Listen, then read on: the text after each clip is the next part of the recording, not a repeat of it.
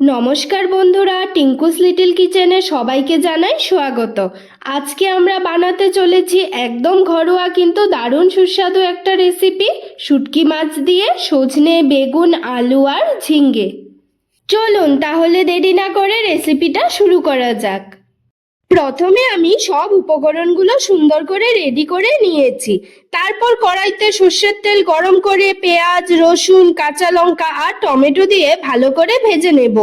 এরপর ধুয়ে রাখা শুটকিগুলো দিয়ে দেব।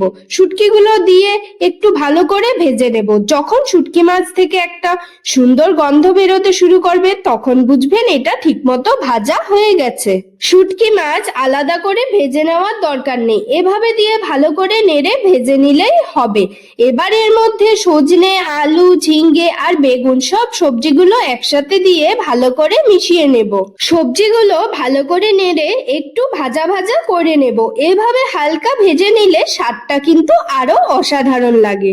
এই তরকারিতে কিন্তু বেশি মশলার দরকার নেই, শুধু দেব নুন, হলুদ গুঁড়ো আর লঙ্কা গুঁড়ো, ব্যাস এতটুকুই যথেষ্ট।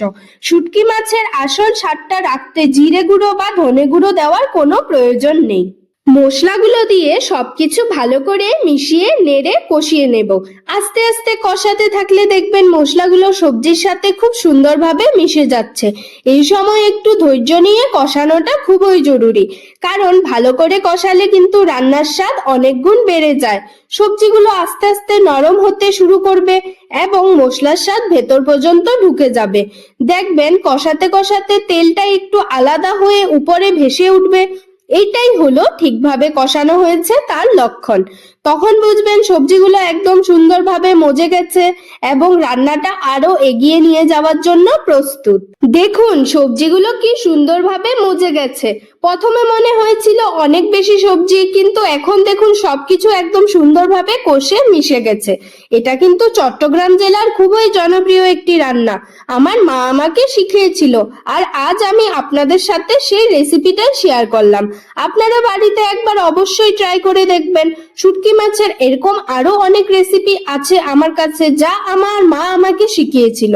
আপনারা যদি সেগুলো জানতে চান তাহলে অবশ্যই কমেন্ট করে জানাবেন। যখন দেখবেন সবকিছু ভালোভাবে কষানো হয়ে গেছে তখন এতে পরিমাণ মতো জল দিয়ে দেব। এরপর ঢেকে রেখে সবজিগুলোকে আস্তে আস্তে সেদ্ধ হতে দেব। মাঝে মাঝে ঢাকনা খুলে নেড়ে দেবেন যাতে সবকিছু সমানভাবে রান্না হয়।